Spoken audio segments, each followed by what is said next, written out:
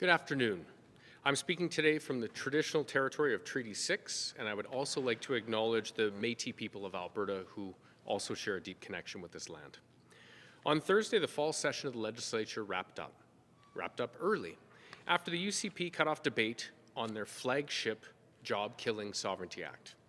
Perhaps that was to stop the opposition from raising awareness or raising the widespread criticism that we heard from the business community, from constitutional lawyers, from municipal leaders, and from Indigenous leaders.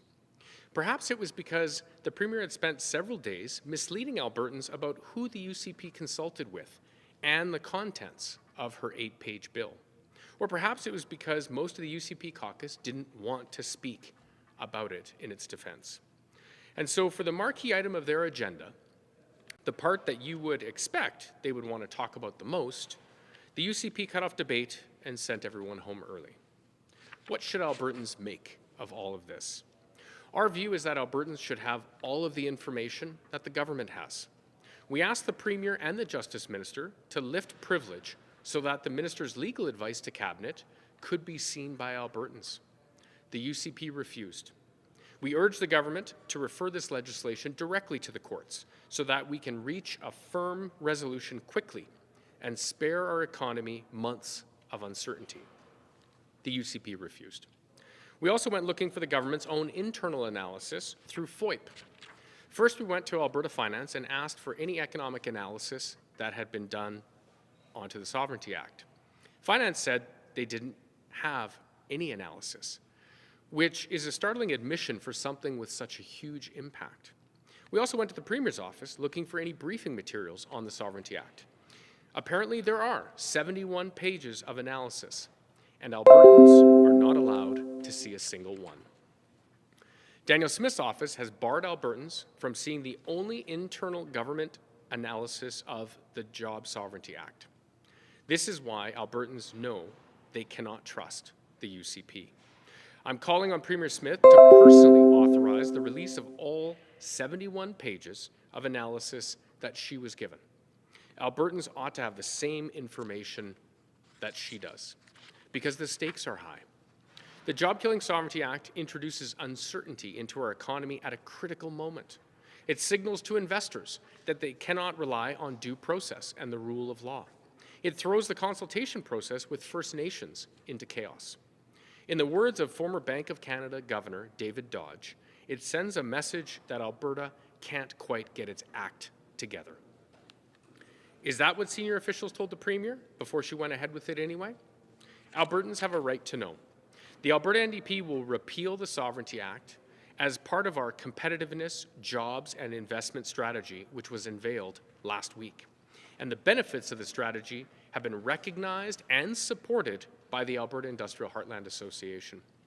We'll offer Albertans a stable, no-surprises government that's focused on getting real relief for families, ending the chaos in healthcare, and building a resilient jobs economy. Thank you, and I'm happy to take any questions.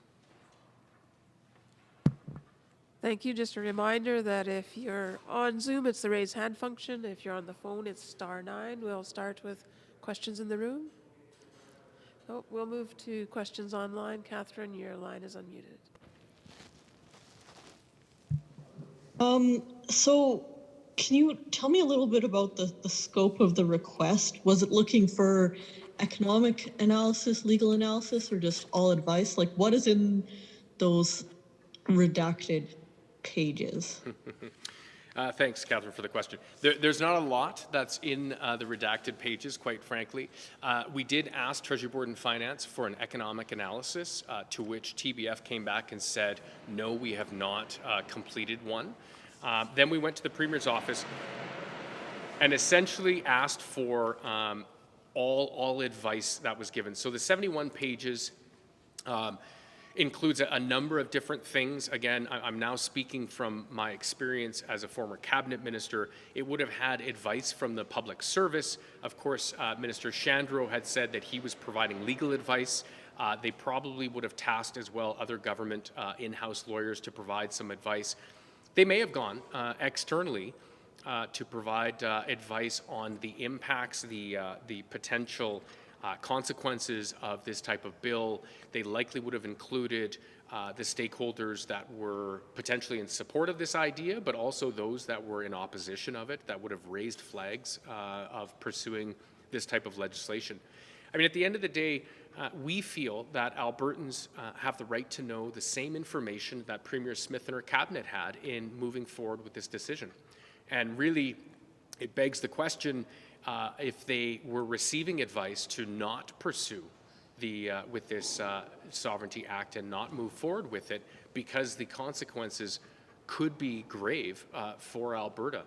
I mean, at the end of the day, Albertans deserve to know why this bill was pushed forward, despite the fact that we've heard from numerous Indigenous leaders, business leaders, investors, constitutional lawyers that have all raised flags about this bill.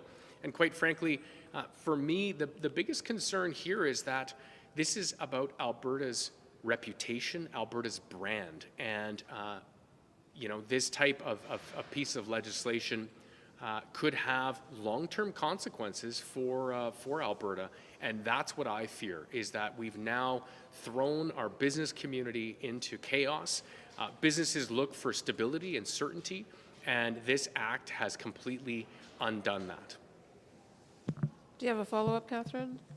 Yeah, and as you mentioned, you were previously in cabinet. I mean, are there not good reasons to protect cabinet confidentiality, including legal analysis? Like, why do you think it should be waived in this instance?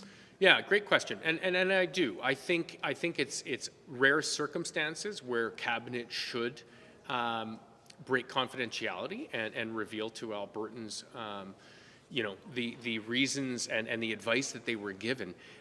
On this piece, I mean, the stakes are extremely high, and the challenge is that we won't have a full understanding of the impact of this legislation for months. But what I can tell you is last month, for example, Alberta lost 15,000 jobs. Our economy is in a very tenuous, fragile position, and introducing and moving forward with this type of legislation will create uncertainty, which is bad for business. I mean, there is no argument that can be made that uncertainty is good for business.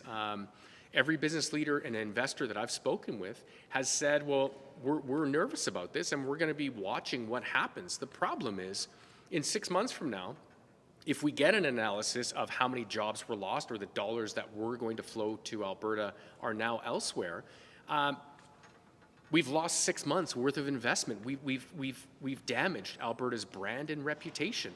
And quite frankly, I find that extremely frustrating because in my former role as Minister of Economic Development and Trade, we went on numerous trade missions growing and building on Alberta's reputation, leveraging our international offices, you know, describing Alberta as a very stable investment jurisdiction in Canada and globally.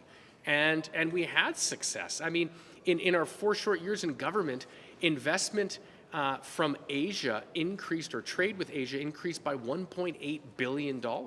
So we've seen the value and advantages of having a stable province to invest in, and this type of Sovereignty Act has just thrown that all into chaos.